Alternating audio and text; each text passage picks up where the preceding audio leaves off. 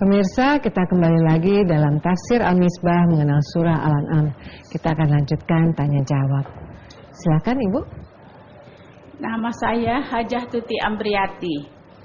Saya sering mendengar ada pengaruh jin yang bisa mengakibatkan penyakit pada diri kita, diri manusia maksudnya Ustadz. Bagaimana pandangan Islam tentang ini? Terima kasih. Iya. Itu di Quran ada uraian tentang orang-orang yang makan riba, ya kan? Nah, itu dikatakan la yaqumuna illa kama yaqumul ladzi yatakhabbathu syaitan minal mas. Mereka itu tidak bangkit kecuali seperti bangkitnya seseorang yang terkena pengaruh yang tersentuh oleh setan. Ada yang berkata jin. Itu yang orang anggap kesurupan gitu. Tapi ada lagi yang berkata begini, kita bisa mengembangkan ini. Jin itu sebenarnya apa? Beda-beda pendapat ulama, apa itu jin? Ada yang berkata jin itu macam-macam. Salah satu, ada pendapat nih ya, salah satu dari apa yang dinamai jin itu, ada yang berkata UFO. Ada lagi yang berkata salah satu dari jin itu kuman. Kuman penyakit itu Syekh Muhammad Abdul punya pendapat begitu. Jadi itu sebabnya katanya Nabi memerintahkan kalau malam padamkan lampumu, jangan sampai setan datang mengganggu. Artinya jangan sampai kebakaran, ya kan? Tutup minumanmu, jangan sampai setan datang mengganggu, jangan sampai terkena kuman. Kalau begini itu jelas sekali jin, kalau kita artikan seperti itu, jin bisa mempengaruhi manusia. Tapi kalau kita sudah bicara kesurupan yang di ini, itu orang bisa beda pendapat. Itu tanya dokter belum tentu dia katakan bahwa itu jin, ya. Tapi Al-Quran mengatakan bahwa itu ada. Bahkan ada hadis, semua orang terkena tusukan jin kecuali putranya Maryam, Nabi Isa. Ya, jadi jangan cerita jin deh. Oke, kita selanjutnya aja, silahkan. Siapa yang bertanya, Bu? Oke, baik.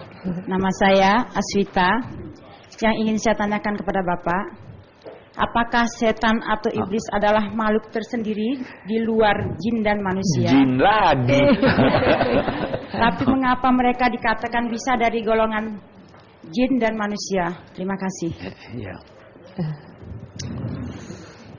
Sekarang begini, jin ada yang baik, ada yang buruk. Atau? Saya sudah pernah jelaskan dalam salah satu episode. Iblis dari kelompok jin. Dia satu. Itu iblis. Ada anak buahnya. Anak buah dari iblis ini, karena dia pemimpinnya, adalah jin yang jahat dan manusia yang jahat. Ya kan? Itu anak buahnya. Nah, yang baik dari manusia dan jin bukan anak buah iblis. Ya kan? Nah, anak buah iblis ini yang jahat terbagi dua lagi. Ada yang jahat tapi buat dirinya saja. Dia tidak ganggu orang.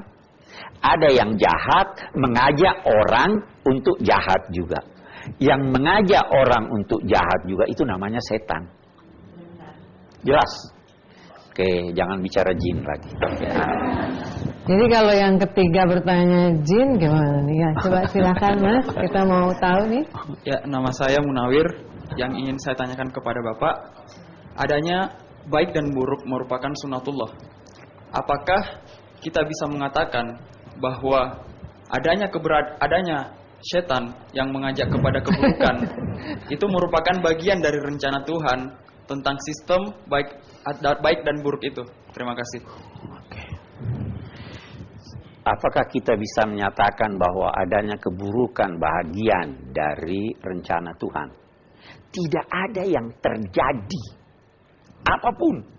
Anda berdiri tadi, duduk lagi, tidak ada yang terjadi kecuali atas kehendak Tuhan dan rencananya. Itu satu. Nah, jadi kalau Anda bicara keburukan, kejahatan, itu rencana Tuhan. Nah, kita sekarang bisa bertanya, ya Allah, kenapa kamu rencanakan itu? Mbok kita masuk surga aja, nggak usah ada jin, nggak usah ada setan. Kan bisa begitu. Nah, kita lihat, kita hidup diuji Tuhan. Diuji. Ini taat atau tidak taat. Dia ciptakanlah yang menggoda. Setan. Supaya dia bisa tahu dalam kenyataan. Dia bisa tahu dalam kenyataan. Bukan apa yang telah diketahuinya sejak semula. Bahwa ini orang taat, ini orang baik. Supaya yang masuk ke sorga sadar bahwa itu karena kebaikan Allah kepadanya. Yang masuk neraka itu karena kesalahannya sendiri. Dan kita membutuhkan keburukan itu karena kita tidak tahu yang baik kecuali kalau ada yang buruk. Ya. Tahu apa enaknya sehat. Kita baru tahu kalau kita dari orang sakit. Jadi kita memerlukan itu. Jadi masuk rencana Allah Subhanahu wa taala. Oke. Oke, baik. Alhamdulillah, Pak. Mohon kesimpulannya, Pak. Kesimpulannya.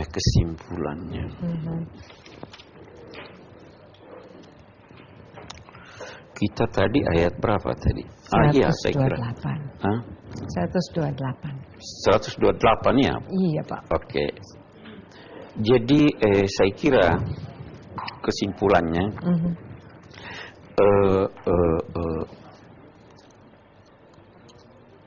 salah satu di antaranya, yang pertama saya ingin garis bawahi, orang zalim itu bekerja sama. Karena tujuannya sama. Begitu sudah berbeda tujuan, mereka pasti bertengkar. Yang kedua, Allah bisa menghancurkan orang-orang zalim melalui orang-orang zalim juga. Yang durhaka melalui yang durhaka juga. Itu yang kedua. Kelak di hari kemudian, manusia yang durhaka akan menyadari bahwa mereka benar-benar durhaka. Dan kesalahan mereka itu mereka akui. Kesalahan itu disebabkan karena kelengahan mereka, enggan untuk menyadari tuntunan-tuntunan Allah. Saya kira itu. Baik, Pak, terima kasih. Pemirsa, demikianlah pembahasan ayat-ayat dari surah Al-An'am. Ayat-ayat yang mengingatkan kembali kepada kita bahwa kelak kita akan mempertanggungjawabkan apa yang telah kita lakukan selama hidup di muka bumi ini. Insya Allah kita akan bertemu lagi dalam program Tafsir Al-Misbah mengenal surah Al-An'am bersama Pak Quraish Shihab pada episode yang berikutnya. Wassalamualaikum warahmatullahi wabarakatuh.